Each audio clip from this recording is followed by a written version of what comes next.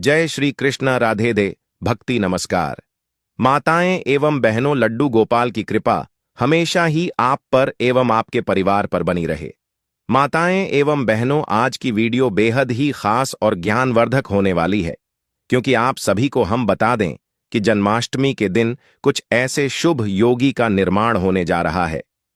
अगर आप अपने जीवन में सुख समृद्धि पाना चाहते हैं, आप अपनी हर एक मनोकामना पूरी करना चाहते हैं, तो आपको हम बता दें कि अगर आप लड्डू गोपाल यानी कि श्री कृष्ण की कुछ ऐसी वस्तुएं हैं, अगर आप कुछ ऐसी चीज हैं जिन्हें आप अगर जन्माष्टमी के दिन या फिर जन्माष्टमी से एक दिन पहले अगर आप इन चीजों को अपने घर ले आते हैं, तो मां के चलिए आपके भाग्य के तारे निराले हो जाएंगे।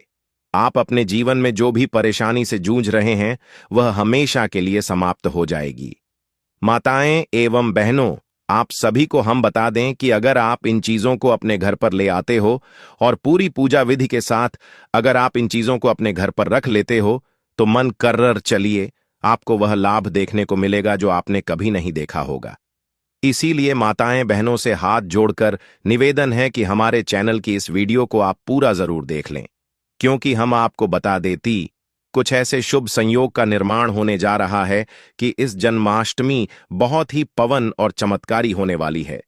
इसलिए माताएं एवं बहनों, पहले हम आपको बता देते हैं कि जन्माष्टमी कितनी तारीख को मनाई जाएगी और कौन से बुक शुभ संयोग इस दिन निर्माण हो रही है, जिससे कि हर एक माता बहन को बहुत ही शुभ और मंगलकारी लाभ प्रदान होने वाला है।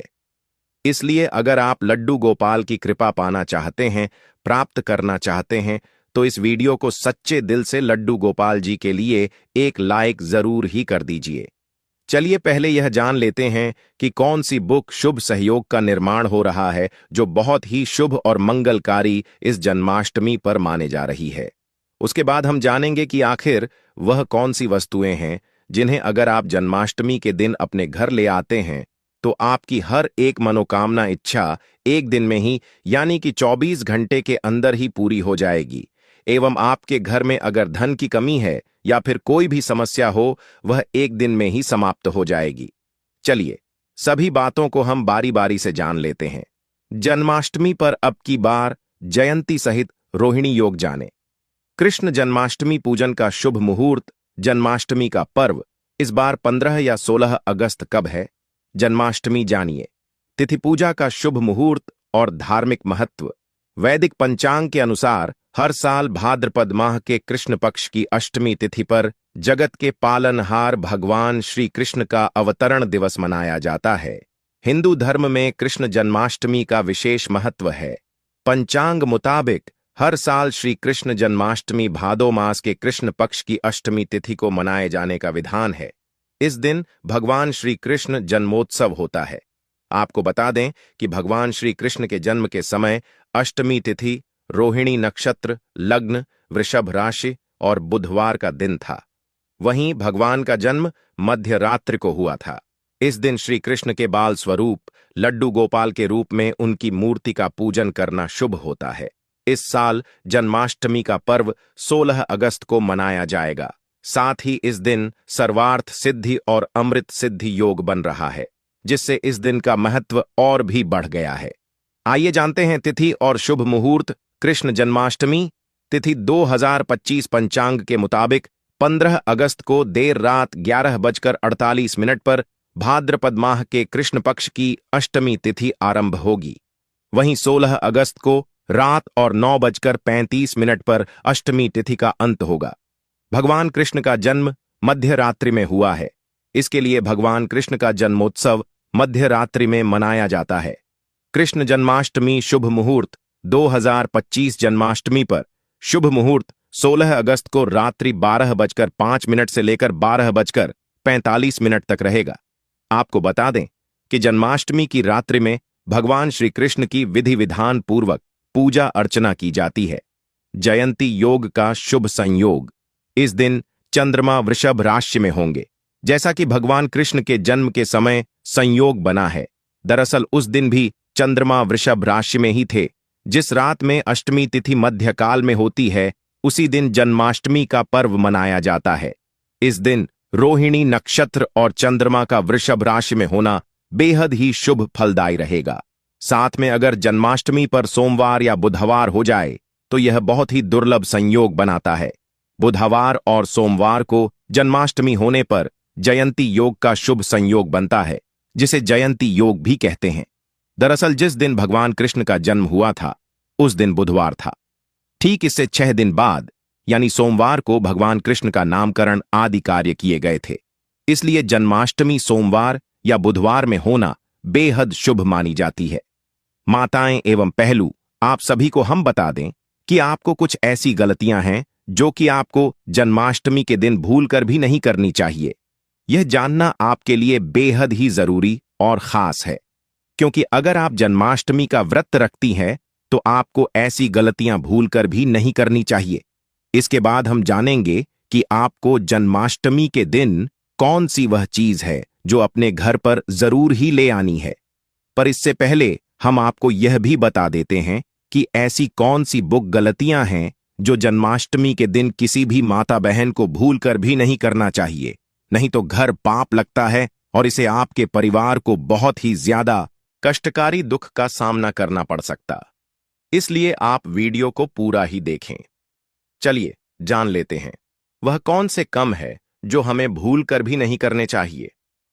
कृष्ण जन्माष्टमी का दिन बहुत शुभ होता है और मान्यता है कि इस दिन भक्तों की सारी मनोकामनाएं पूरी होती हैं।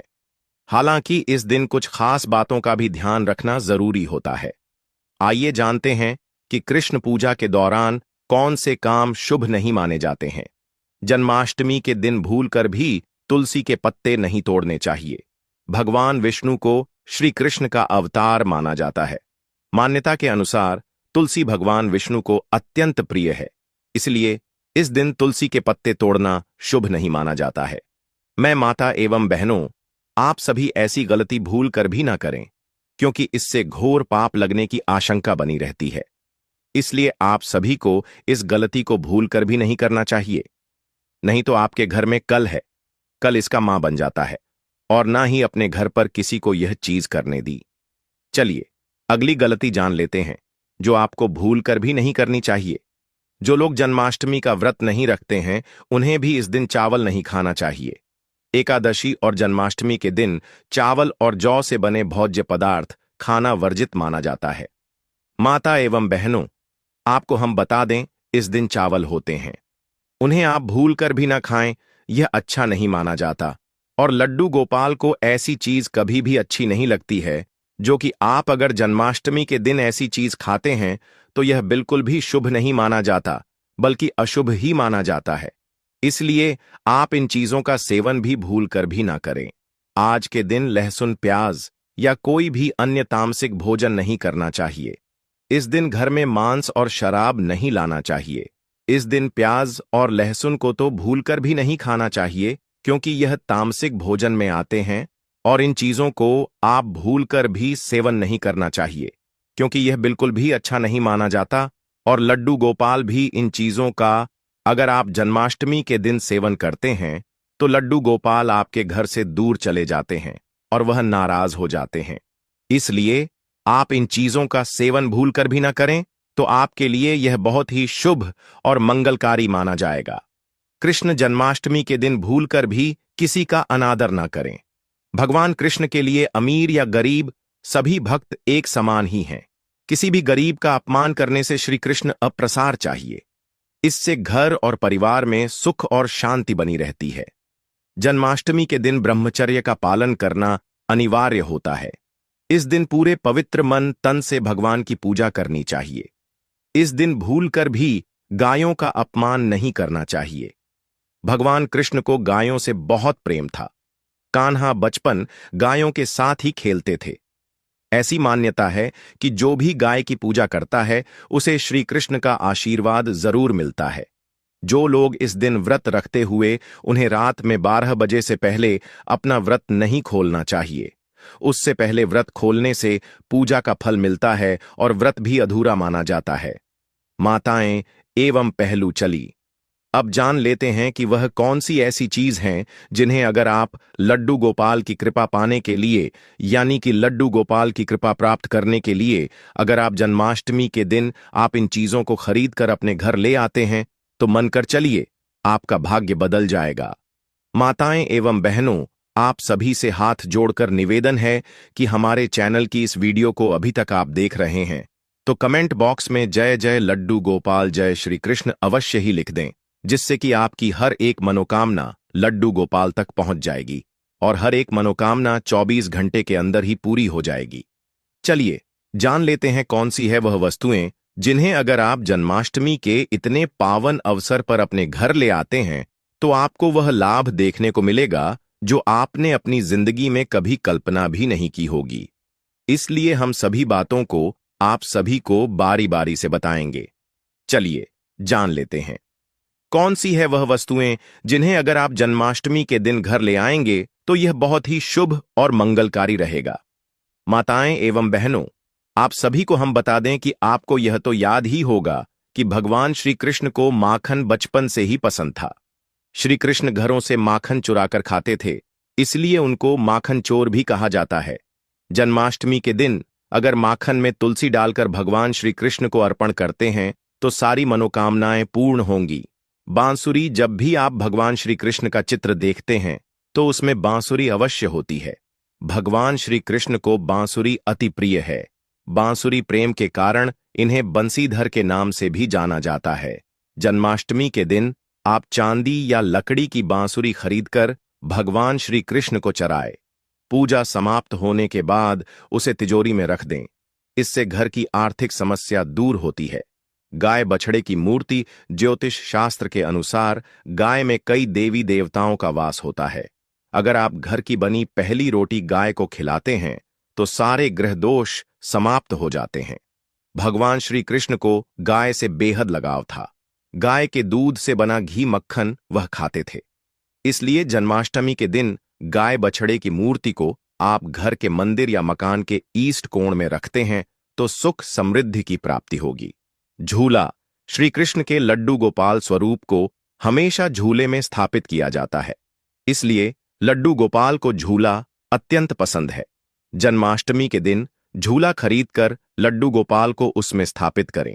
घर में सुख शांति बनी रहेगी। पीले फूल भगवान कृष्ण को बहुत प्रिय होते हैं, इसलिए घर में पीले फूल लाना चाहिए। पीले फूल सुख और समृद्धि का प्रतीक होते हैं। पीले फूलों को भगवान कृष्ण की पूजा में चढ़ाने से घर में सुख और समृद्धि आती है। पीले फूलों को घर में सजाने से घर की सुंदरता बढ़ती है। दही और मक्खन, भगवान कृष्ण को दही और मक्खन बहुत पसंद था, इसलिए घर में दही और मक्खन लाना चाहिए। दही और मक्खन स्वास्थ्य और सुख का प्रतीक होते हैं। दही और मक्खन को भगवान कृष्ण की पूजा में चढ़ाने से घर में स्वास्थ्य और सुख आता है। दही और मक्खन को घर में खाने से स्वास्थ्य अच्छा रहता है। मोर पंख, भगवान कृष्ण के मोर पंख बहुत प्रसिद्ध हैं, इसलिए घर में मोर पंख लाना चाहिए। मोर पंख सौंदर्य और सुख का प्रतीक होता है। मोर पंख को भगवान कृष्ण की पूजा में चढ़ाने से घर में सौंदर्य और सुख आता है। मोर पंख को घर में सजाने से घर की सुंदरता बढ़ती है। में माहिर थे, इसलिए घर में बांस लाना चाहिए। बांसुरी संगीत और सुख का प्रतीक होती है। बांसुरी को भगवान कृष्ण की पूजा में चढ़ाने से घर में संगीत और सुख आता है। बांसुरी को घर में बजाने से घर में संगीत का माहौल बनता है। पीले वस्त्र, भगवान कृष्ण को पीले वस्त्र बहुत पसंद थे, इसलिए घर में पीले वस्त्र लाना चाहिए। पीले वस्त्र सुख और समृद्धि का प्रतीक होते हैं। पीले वस्त्र को भगवान कृष्ण की पूजा में चढ़ाने से घर में सुख और समृद्धि आती है। पीले वस्त्र को घर में पहनने से घर की सुंदरता बढ़ती है। फूलों की माला, भगवान कृष्ण को फूलों की माला बहुत पसंद थी, इसलिए घर में फूलों की माला लानी चाहिए। फूलों की माला सुख और सौंदर्य का प्रतीक होती है। फूलों की माला को भगवान कृष्ण की पूजा में चढ़ाने से घर में सुख और सौंदर्य आता है। फूलों की माला को घर में सजाने से घर की सुंदरता बढ़ती। धार्मिक पुस्तकें, भगवान कृष्ण के बारे में धार्मिक पुस्तकें घर में लानी चाहिए, जैसे कि भगवद गीता और श्रीमद् भागवती। धार्मिक पुस्तकें ज्ञान और सुख का प्रतीक होती हैं। धार्मिक पुस्तकों को घर में पढ़ने से घर में ज्ञान और सुख आता है। पूजा की थाली घर में लानी चाहिए जिसमें भगवान कृष्ण की पूजा की जा सके। पूजा की थाली सुख और समृद्धि का प्रतीक होती है। पूजा की थाली को घर में सजाने से घर की सुंदरता बढ़ती है। दीपक घर में लाना चाहिए जो भगवान कृष्ण की पूजा में उपयोग किया जा सके। दीपक सुख और सौंदर्य का प्रतीक होता है। दीपक को घर में जलाने से घर में सुख और सौंदर्य आता है। अगरबत्ती घर में लानी चाहिए जो भगवान कृष्ण की पूजा में उपयोग की जा सके। अगरबत्ती सुख और सौंदर्य का प्रतीक होती है। को घर में जलाने से घर में सुख और सौंदर्य आता है।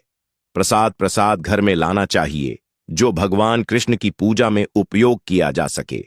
प्रसाद सुख और सौंदर्य का प्रतीक होता है। प्रसाद को घर में खाने से घर में सुख और सौंदर्य आता है। फल घर में लाने चाहिए जो भगवान कृष्ण की पूजा में उपयोग किए जा सके। स्वास्थ्य और सुख का प्रतीक होते हैं। फल को घर में खाने से घर में स्वास्थ्य और सुख आता है। मेवे घर में लाने चाहिए जो भगवान कृष्ण की पूजा में उपयोग किए जा सके। मेवे स्वास्थ्य और सुख का प्रतीक होते हैं।